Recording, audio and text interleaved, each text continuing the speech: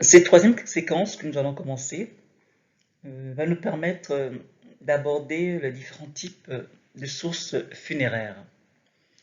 Alors, nous rangeons dans cette catégorie tous les textes qui ont été générés par l'enregistrement du décès.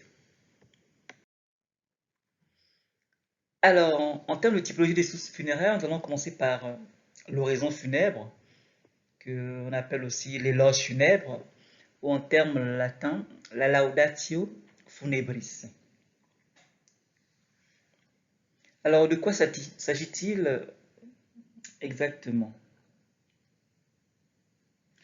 Alors, l'oraison funèbre, c'est un discours, c'est un discours qui est prononcé pour honorer la mémoire d'un défunt quelconque illustre au milieu des obsèques ou au cours d'une cérémonie funéraire consécutive à sa mort. Donc cette oraison peut se faire à la fin ou au milieu d'une cérémonie qui est en rapport avec la mort du défunt. Alors, sur le plan terminologique, il vient du terme laudatio, là, quand on parle maintenant de laudatio funebris, laudatio laudationis, qui signifie un discours à la louange de quelqu'un, c'est l'éloge qui est prononcé, c'est un panégyrique, panégyrique c'est l'éloge fait sur quelqu'un. Alors c'est le même terme, laudatio, signifie oraison funèbre. C'est aussi une déposition élogieuse en faveur de quelqu'un dans un procès. C'est une adresse élogieuse et officielle.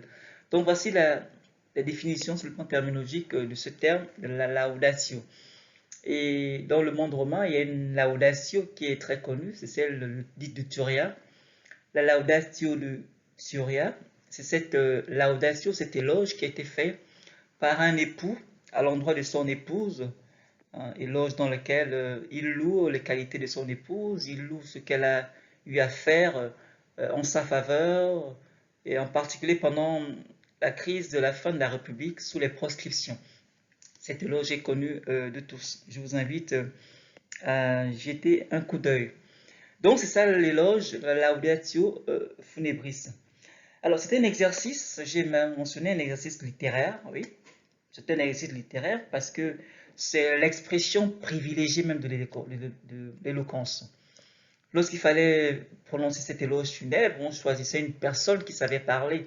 C'était vraiment le lieu d'expression privilégié de l'éloquence. C'est un exercice difficile aussi parce que c'est un exercice douloureux qui tient compte évidemment des circonstances dans lesquelles cette laudatio funebris intervient. C'est au milieu de la douleur, c'est au milieu du deuil, c'est au milieu de certaines difficultés présentes, mais il faut pendant ce moment-là se préparer à rédiger un exercice qui permet de faire non seulement l'éloquence, mais qui permet aussi de présenter le défunt qui est parti.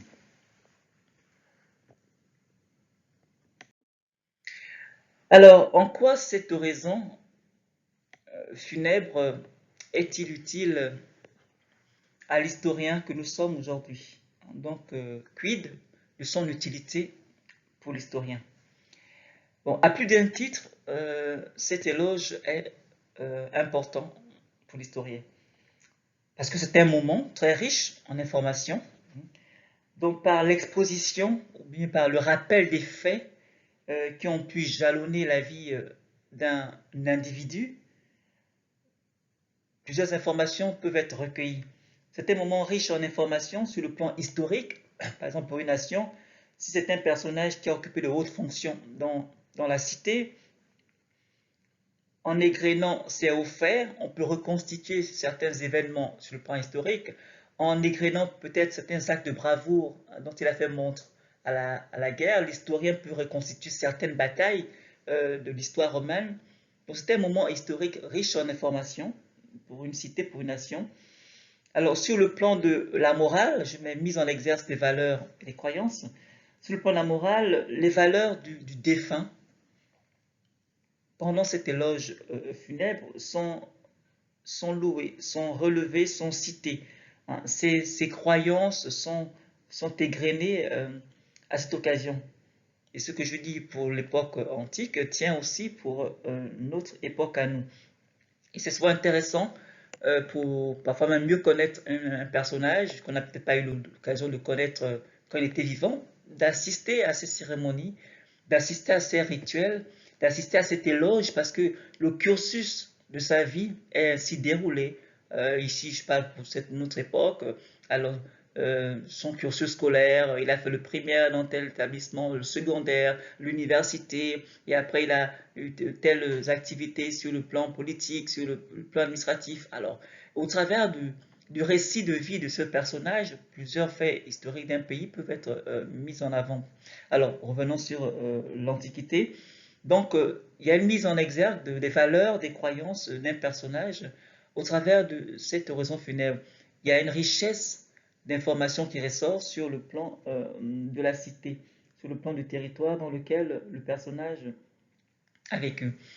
Alors, en ce qui concerne les valeurs, les croyances, il y a cette phrase qui a été retrouvée sur l'épitaphe d'un personnage qui nous dit nous, après la mort, ne sommes plus rien, et avant de vivre, nous n'étions rien.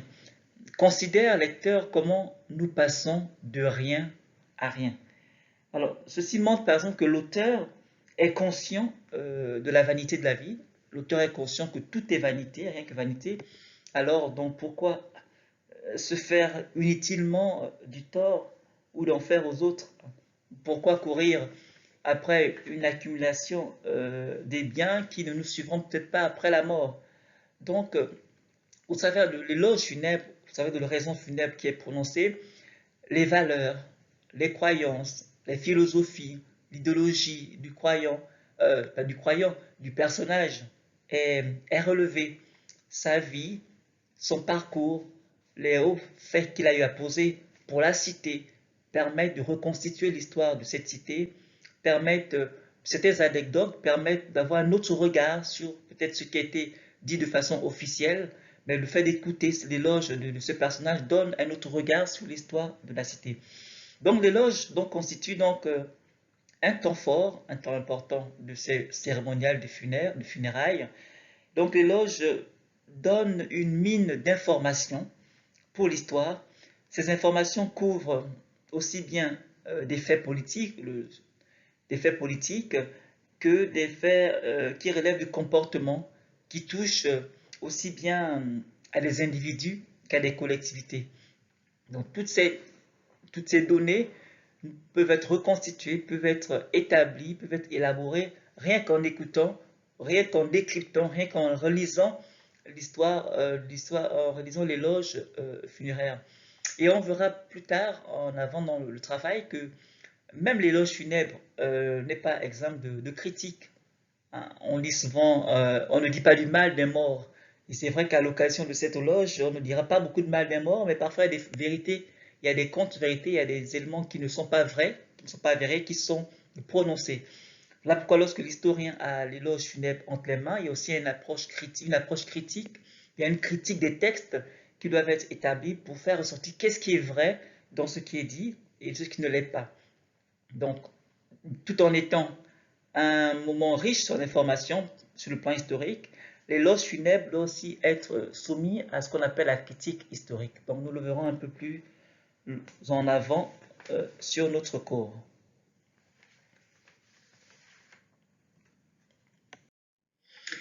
Alors, nous nous posons la question de savoir à quand remontent les premières oraisons funèbres.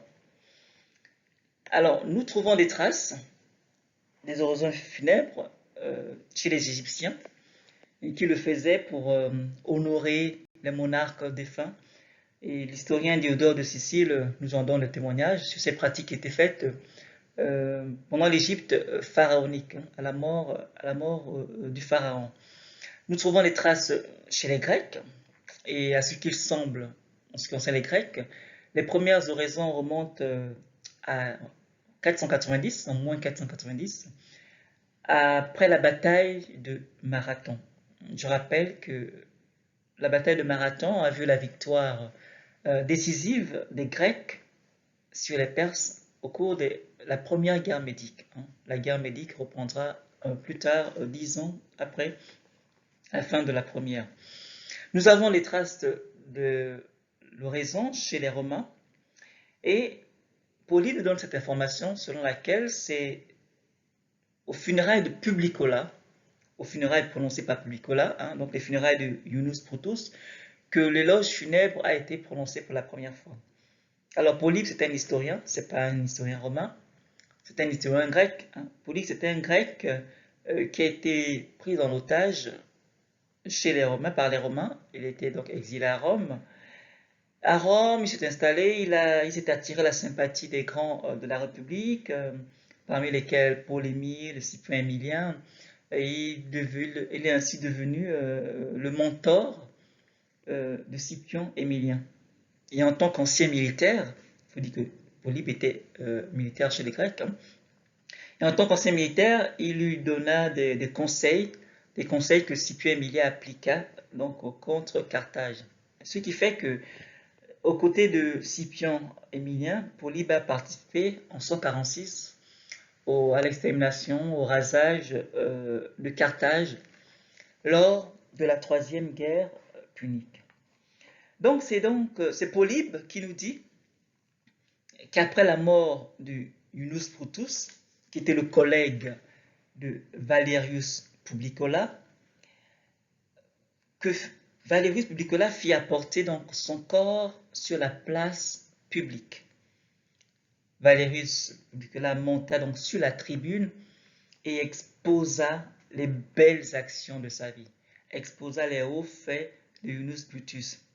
Alors, Polybe souligne que le peuple fut tellement touché par ce discours, fut tellement touché par cette exposition, qu'il comprit de quelle utilité pouvait être la République de récompenser le mérite en le peignant ainsi avec éloquence.